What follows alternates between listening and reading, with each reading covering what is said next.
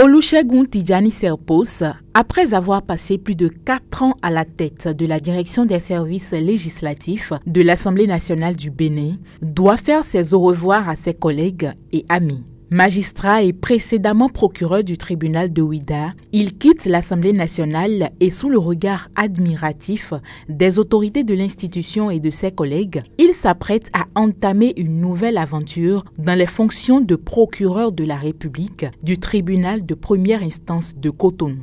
Ce départ, bien qu'heureux, est teinté de nostalgie, témoignant des liens profonds tissés avec le travail législatif au fil des années. Parallélisme des formes oblige. Je rends toute gloire à Dieu pour l'expérience formidable que j'ai eue au cours des 4 ans et près de 10 mois passés à l'Assemblée nationale. Et j'ai exprimé ma gratitude à mon second père, Loïc Béounou-Vlavonou, le président de l'Assemblée nationale, et à toute la famille parlementaire pour la confiance et la qualité de la relation que nous avions déjà commencé à tisser depuis quelques 10 mois. Pour lui succéder à la tête de la direction des services législatifs, le président de l'Assemblée nationale a porté son choix sur Josué Chabik-Pandé. J'ai voulu exprimer toute ma profonde gratitude à un homme, à un père. Suivez mon regard, j'en ai trouvé un ici. Et donc, je veux lui exprimer toute ma gratitude pour avoir encore une fois porté son choix sur moi. Je ne dirais pas porter son choix sur moi, mais qui m'a appelé, je pense là comme un appel, une vocation, un sacerdoce qui m'a appelé à ses côtés pour pouvoir servir la République. Changement de main aussi à la tête de la direction de la cellule juridique du président de l'Assemblée nationale.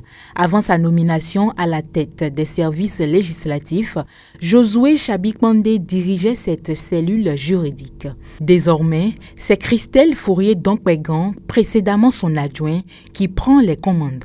Une transition qui marque non seulement le transfert de responsabilités, mais aussi la continuité des missions dans un contexte marqué par d'importants défis juridiques à relever par l'Assemblée nationale. Je voudrais exprimer au président de l'Assemblée nationale ma profonde gratitude et ma reconnaissance.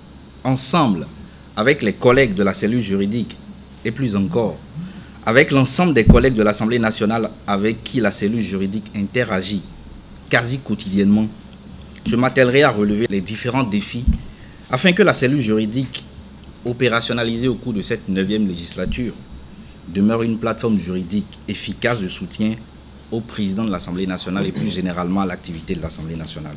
Le directeur adjoint de cabinet du président de l'Assemblée nationale, représentant ici la première autorité de l'institution, félicite les nouveaux directeurs tout en leur rappelant les différents défis qu'ils doivent relever.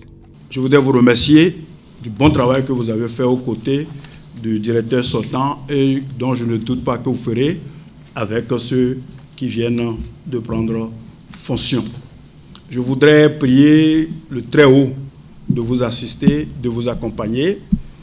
Et c'est sur ces mots qu'au nom du président de l'Assemblée nationale, je voudrais prendre hâte de votre prise de service et vous renvoyer à vos missions respectives et que la grâce du Seigneur vous accompagne. À la suite des 2 directeurs entrants, Emmanuel Cloussé Darbou et Cunégonde Oussougan ont aussi pris service. Elles sont respectivement directrices adjointes des services législatifs et chef cellule adjointe de la cellule juridique du président de l'Assemblée nationale.